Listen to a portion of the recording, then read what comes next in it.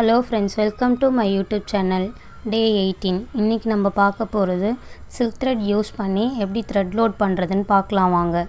First எப்பவும் போல் normal chain stitch போட்டுருங்க.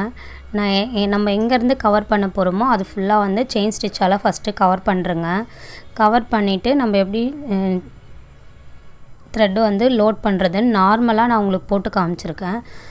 நார்மலாக போடும்போது எப்படி போடுறதுன்னு உங்களுக்கு புரிஞ்சிச்சுனா தான் நம்ம அதுக்குள்ளே பைப்பிங் த்ரெட் யூஸ் பண்ணி எப்படி த்ரெட்டை வந்து லோட் பண்ணுறதுன்னு நம்ம பார்க்க முடியும். ஃபஸ்ட்டு கிராஸாக வந்துட்டு ஒரு குட்டி செயின் எப்பயும் போட்டு தான் நம்ம வந்து தொடங்குகிறோம். பாருங்கள், குட்டி செயின் போட்டாச்சு. ஒரு கார்னர்லேருந்து தான் நான் தொடங்கியிருக்கேன். அந்த கார்னரில் பார்த்திங்கன்னா கிராஸ் ஷேப்பில் தான் நம்ம வந்து எடுக்கிறோம். பாருங்கள், நம்ம அந்த கிராஸை அதே கிராஸ்லேயே தான் நம்ம வந்து போகணும். ஃபஸ்ட்டு ஒரு லாங் போட்டிருக்கேன், அடுத்து குட்டி செயின் போடுறேன், அங்கேருந்து லாங் செயின் எடுக்கிறேன், அந்த நம்ம நார்மல் செயின் போட்டிருக்கோம்ல அதுக்கு அடுத்தது குட்டி செயின் போடுறேன். உங்களுக்கு அது புரியணுன்றதுக்காக நான் இந்த மாதிரி போட்டிருக்கேன். இப்போ நீங்கள் ஒரு வேளை லைன் போட்டு போட்டிங்கன்னு சொன்னிங்கன்னா நீங்கள் லைன் போட்டு போடும் போது உங்களுக்கு மிஸ் ஆக வாய்ப்பு இருக்குது. அதை விட நம்ம எப்படி போட போகிறோமோ அந்த ஷேப்பில் நம்ம செயின் ஸ்டிச் போட்டுட்டு அதுக்கப்புறம் நீங்கள் ஃபில் பண்ணும் போது அந்த த்ரெட் லோடிங் வந்து பார்க்க நீட்டாக அழகாக இருக்கும். எல்லாத்துக்குமே குட்டி செயின் வந்து போடணும். போட்டிங்கன்னா தான் வந்து உங்களுக்கு அது லாக் வந்து கரெக்டாக நிற்கும்.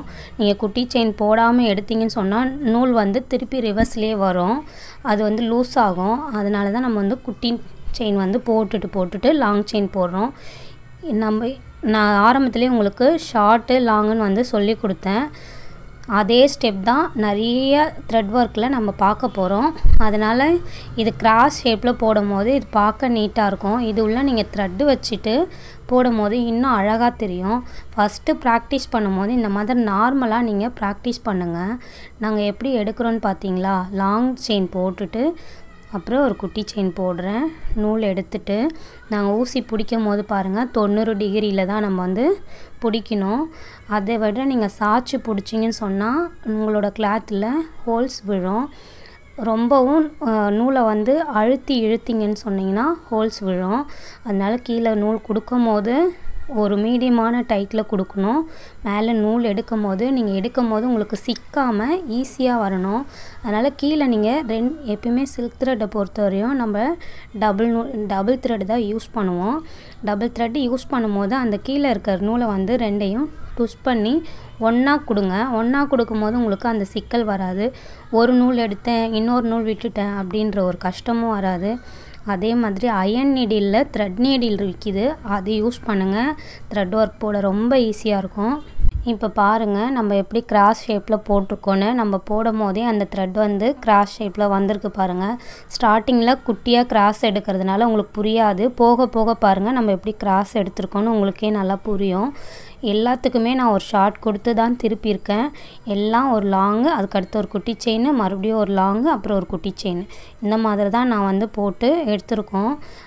இதை சுற்றி வந்து நம்ம ஃபினிஷ் பண்ணும்போது நார்மல் செயின் ஸ்டிச்சும் நீங்கள் போடலாம், இல்லை ஜரி கொடுத்து கவர் பண்ணலாம். இல்லைனா உங்களுக்கு எது விருப்பமோ நீங்கள் வந்து அந்த மெட்டீரியலை யூஸ் பண்ணி சுற்றி கவர் பண்ணும்போது உங்களுக்கு நீட்டாக இருக்கும்.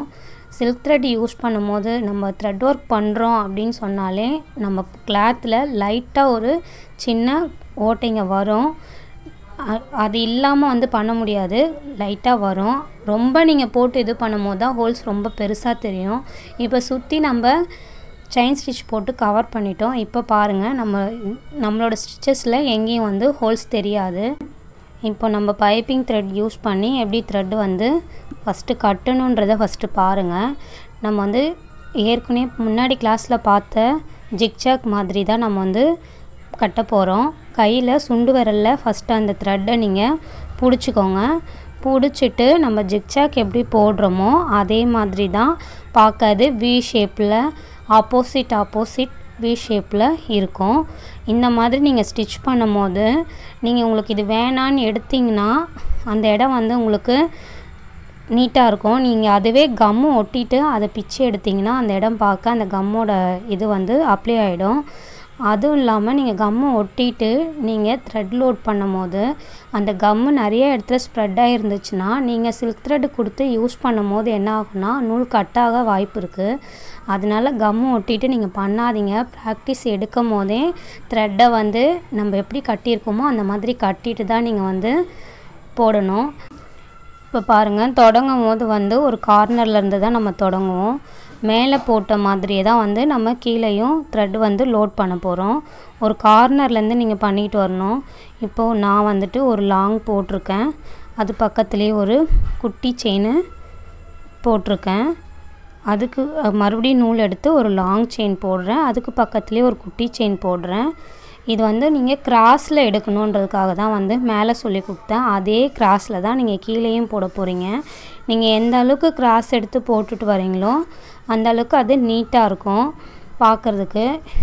இப்போ அதில் வந்து ஒரு சிஸ்டர் கேட்டிருந்தீங்க, நீங்கள் எப்படி நீங்கள் வந்து நூல் வந்து குட்டியாக செயின் போடாமல் லாக் போடாமல் ஏன் போடக்கூடாதுன்னு கேட்டிருந்தீங்க.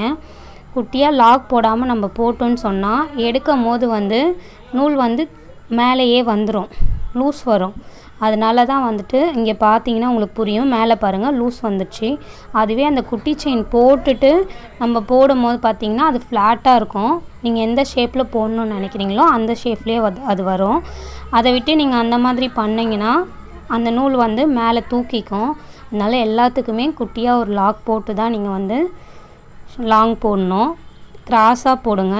இது நிறையா ப்ளவுஸில் வந்துட்டு நம்மளோட நெக் பாயிண்டில் யூஸ் பண்ணலாம். பைப்பிங் த்ரெட்டு வச்சுட்டு நீங்கள் போடும்போது பார்க்க எம்போஸ்டாக தெரியும். நீங்கள் ஊசியோட ஹெட் பாயிண்டில் ஒரு சைடு பார்த்திங்கன்னா இப்போ ரைட் சைடு நீங்கள் எடுக்கிற கிராஸுக்கு பக்கத்துலேயே குட்டி செயின் போடுற மாதிரி இருக்கும். அதே லெஃப்ட் சைடு போடும்போது நீங்கள் எடுக்கிற லாங் செயின் ஆப்போசிட்டில் போகும்போது என்ன ஆகும்னா அதுக்கு ஆப்போசிட்லேயே குட்டி செயின் போடுற மாதிரி இருக்கும். ஒரு சைடு ஃப்ளாட்டாக வரும், இன்னொரு சைடு வந்து அதுக்கு ஆப்போசிட் கொடுக்குற மாதிரி இருக்கும். ஒரு சைடு வந்து நீங்கள் பக்கத்தில் குட்டி செயின் கொடுக்குற மாதிரி இருக்கும். அதை நீங்கள் வீடியோ பார்த்தீங்கன்னா தான் உங்களுக்கே புரியும் நம்ம எப்படி போட்டிருக்கோன்றது. பாருங்கள், ஒரு லாங் செயின், அது பக்கத்துலேயே ஒரு குட்டி செயின், மறுபடியும் ஒரு லாங் செயின், அதுக்கு பக்கத்துலேயே ஒரு குட்டி செயின், மறுபடியும் லாங் செயின் போடுறோம், அது பக்கத்துலேயே ஒரு குட்டி செயின் போடுறோம். இதே மாதிரி தான் நம்ம ஃபுல்லாக ஃபில் பண்ண போகிறோம். ப்ளவுஸோட நெக் பாயிண்டில் நம்ம பைப்பிங் த்ரெட் யூஸ் பண்ணி நம்மளோட சாரீ கலரில் நீங்கள் அந்த யூஸ் பண்ணும்போது பார்க்க நீட்டாக இருக்கும். கிராஸாக போடும்போது பார்க்குறதுக்கு லுக்கு அழகாக இருக்கும். நீங்கள் வந்துட்டு ட்ரை பண்ணி பாருங்கள், வீட்டில் ப்ராக்டிஸ் பண்ணி பாருங்கள். எட்ஜஸ் எப்படி முடிக்கிறோன்னு பாருங்கள், அதே கார்னர்லேயே வந்து முடிக்கணும். இப்போ இதை சுற்றி வந்து அவுட்லைன் வந்து நான் ஜரி த்ரெட் யூஸ் பண்ணியிருக்கேன். நீங்கள் என்ன விருப்பப்படுறீங்களோ அவுட்லைன் யூஸ் பண்ணி பாருங்கள். ஜரி த்ரெட்டு இல்லை சுகர் பீட்ஸு அந்த மாதிரி நீங்கள் யூஸ் பண்ணலாம். எங்கள் வீடியோ பிடிச்சிருந்தா லைக் பண்ணுங்கள், மறக்காமல் சேனல் சப்ஸ்கிரைப் பண்ணுங்கள். ஆரி கிளாஸ் கேட்குற உங்கள் ஃப்ரெண்ட்ஸுங்களுக்கு ஷேர் பண்ணுங்கள். தேங்க்யூ ஃபார் சப்போர்ட் அண்ட் வாட்சிங்.